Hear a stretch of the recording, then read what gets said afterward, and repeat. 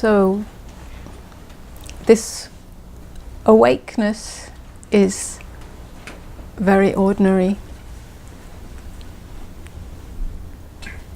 We elevate it, we mythologize it, we make it something special.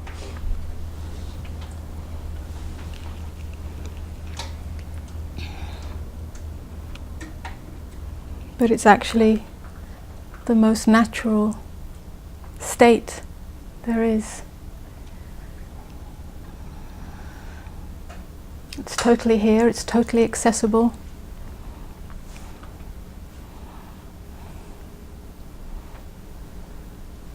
It's not over there, it's not someplace else. It's not something you have to wait for.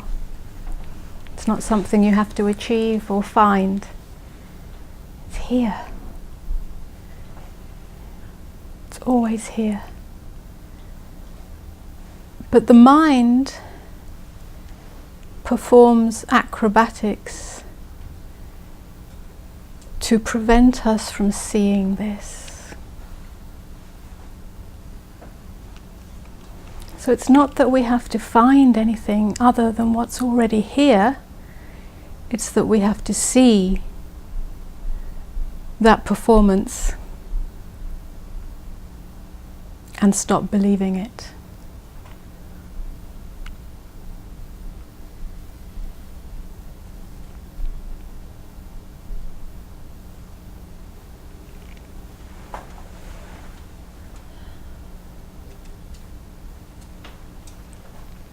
Stop giving our devotion to it.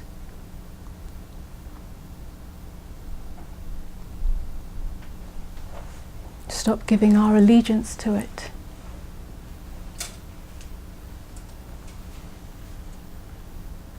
And that's why it seems so difficult to recognize this awakeness as an abiding state, as the abiding reality.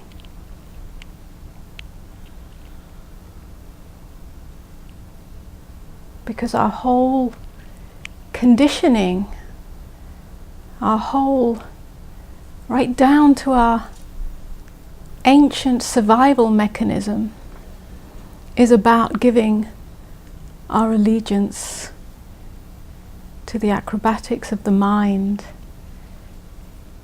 that says things shouldn't be, life shouldn't be the way it is. This moment, this feeling, this experience, this thought shouldn't be the way it is.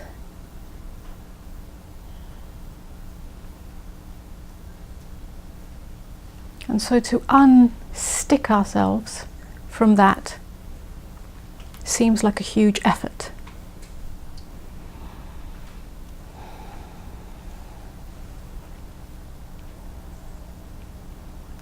And we think it requires some kind of skill or some kind of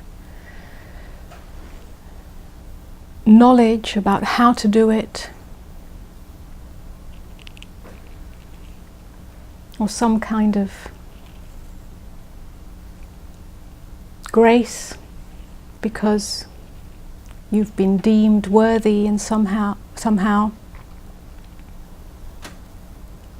But actually, it's just a letting go.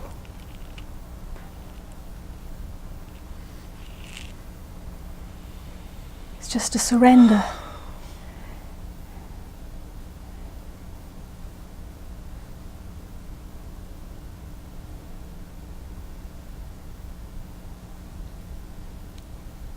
Into this moment, and this moment, and this moment, and this moment.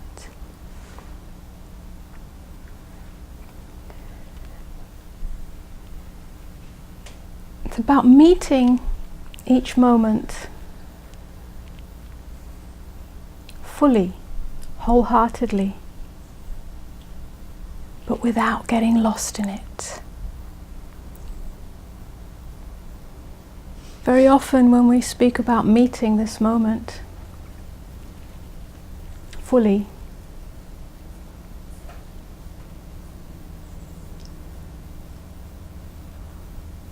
there's an idea that that means just feeling everything. Feeling our emotions, feeling the energies that run through our human experience. But it's actually much more than that. It's not just about feeling.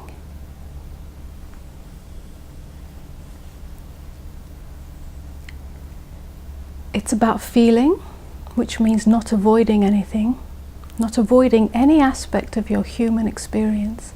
So it's about feeling, but it's about the awareness or the knowingness within that experience of who you really are. Knowing and seeing that the experience itself, the fact that you are experiencing, is a constant. The fact that you are aware of experiencing is a constant. Everything else changes. All feelings, all emotions, all energies, all experiences. So to fully feel, to fully give yourself to whatever appears in your experience.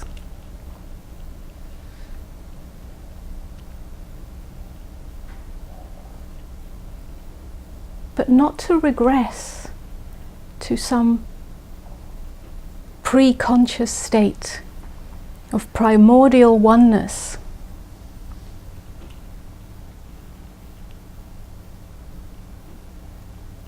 But to be fully awake in that. To be fully awake is to see that awareness is always here.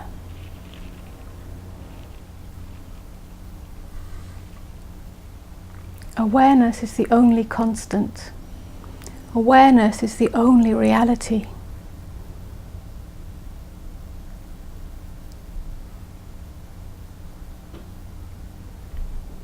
And when that's fully seen, then nothing can be feared. It may be uncomfortable. It may not be to your liking. But there's nothing that needs to be excluded or avoided or denied or bypassed.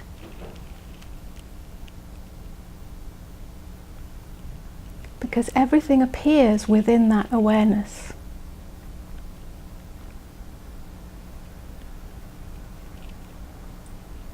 When you fully open to everything, it's like falling in love with every moment. Falling in love with every moment doesn't necessarily mean you like it.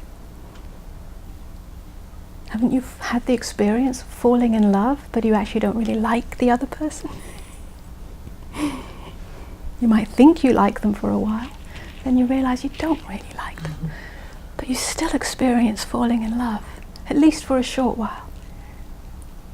Hopefully a little longer. Yeah? Falling in love with the moment, falling in love with whatever appears,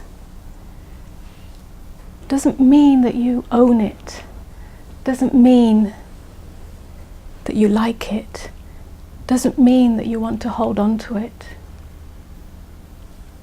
It just means you fall into it. You fall into it and the seeking stops. The seeking for anything else other than this experience stops.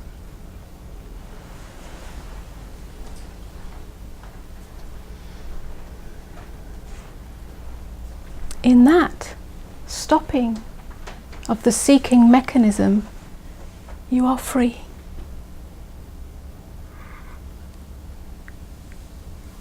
You are free of the mental acrobatics.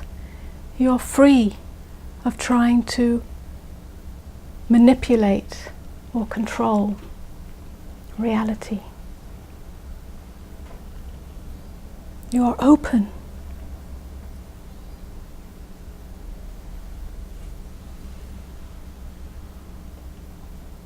It's like becoming a naked lover of what is. You are naked. There are no more defenses. There is no more armoring. There is no more self-protection or hiding. That's why it's ordinary.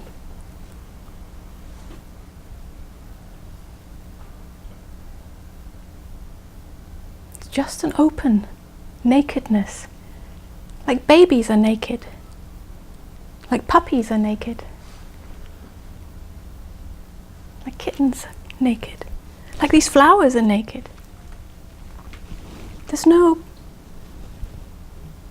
defense structure. There's no scaffolding to protect a sense of me and my wants and my desires and my needs and my attempts to control life, to conform to how I think it should be, so that I feel good, so that I feel loved, so that I feel happy, so that I feel spiritual, so that I feel peaceful, and so on and so on. What you feel is irrelevant. What you feel is irrelevant to awakeness.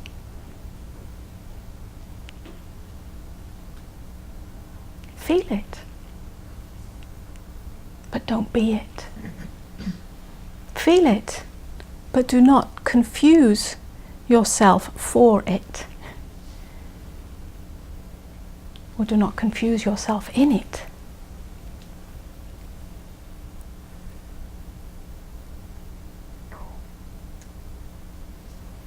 I chopped these flowers up to put them in the glass of water. But the essence of flower is still as open, still as naked, still as beautiful. There was no complaint. There was no retraction. And I know that plants have been shown to have a sensitivity to being hurt. If you pull a leaf or cut a stem, there is a little electromagnetic response, I think, as far as I understand. So they feel it. It's not that they don't feel. But nothing changes. The fragrance is still here.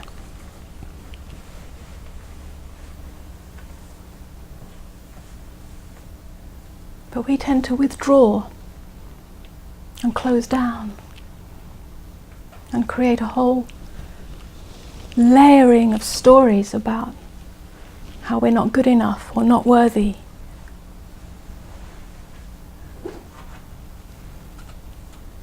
And so on. How we have to try harder, or change ourselves, or fix ourselves, or improve ourselves, or change or fix or improve life. And there's nothing wrong with personal growth. There's nothing wrong with striving to be the best we can as a human being. All of that can happen inside awakeness.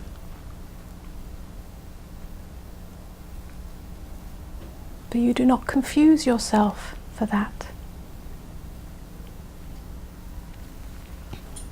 There is always a backdrop that awareness is the only constant. When awareness becomes aware of itself, there is awakeness. When awareness becomes aware of itself as the backdrop of your life, as a constant. Now there's two ways to that, if you like, two directions, two approaches. on the seeker's path. One is to point to that awareness.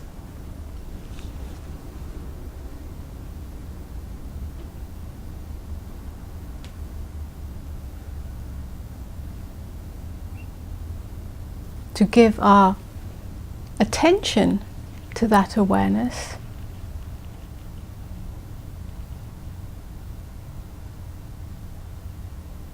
So that we come to see that that is the only constant.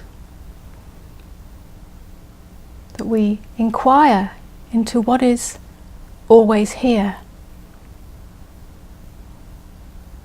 That we ask the question, who am I?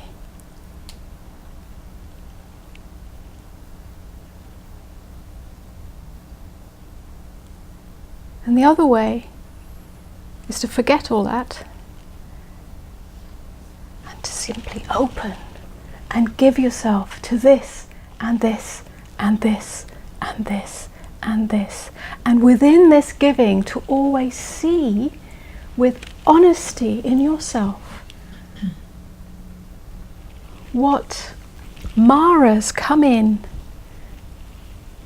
to prevent you from seeing and giving yourself to this. To recognize that every mental contraction is a mara. Every idea that this should not be happening is a mara.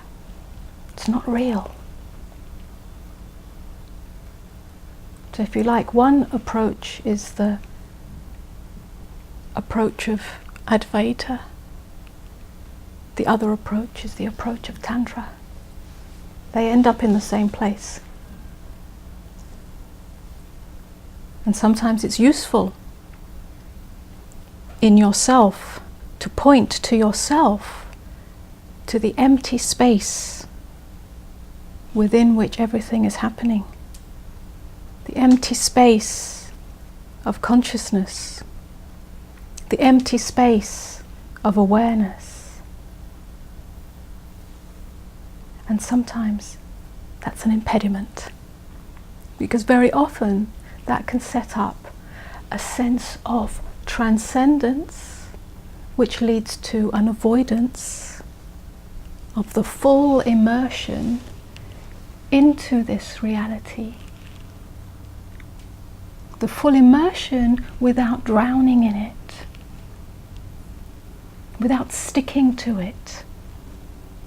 If you like, the tantric approach is to fully immerse yourself in everything, because that has to happen anyway. Out of transcendence, there needs to be a return to the world. And very often that does happen, but it's also a danger that that doesn't happen, because there's a subtle identification with a transcendent state. That's what you know as spiritual bypassing. And it's much more pernicious than it seems.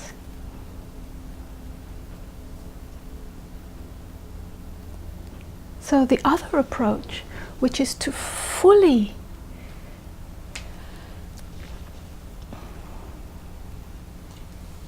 immerse yourself in whatever is appearing as your inner experience, to not hold back anything. It's an annihilation. It's like you're going right into the center of your experience. Like I said, it's not the same as just feeling your feelings. Yeah? Feeling your feelings, if it stops there, then there is a mental overlay to that. And the mental overlay is, I like this, I don't like this, I want this, I don't want this, I should be feeling this or I shouldn't be feeling this, I want to feel something else. Yeah? Or I am feeling this, therefore I am this. Yeah?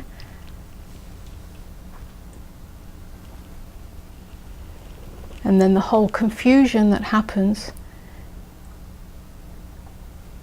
when things go your way and there's a sense of flow and ease in your life, then very often we think we finally got it. Now we're being spiritual. But really what's happened is that just life is flowing according to your idea of how it flows. So that's also a common sticking place or confusion.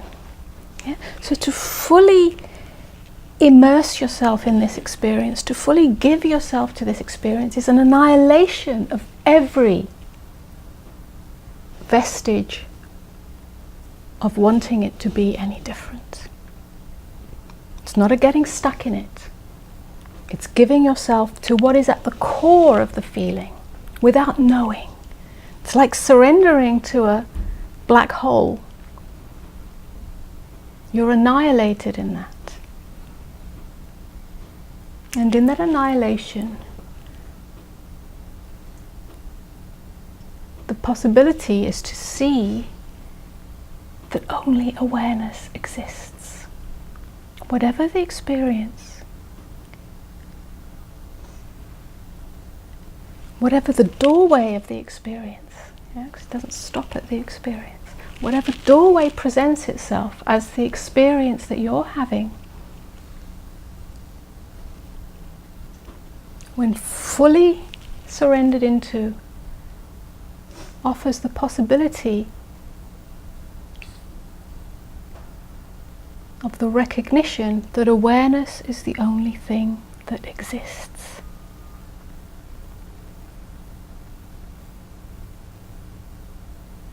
And in that recognition, awareness becomes aware of itself, and you are awake.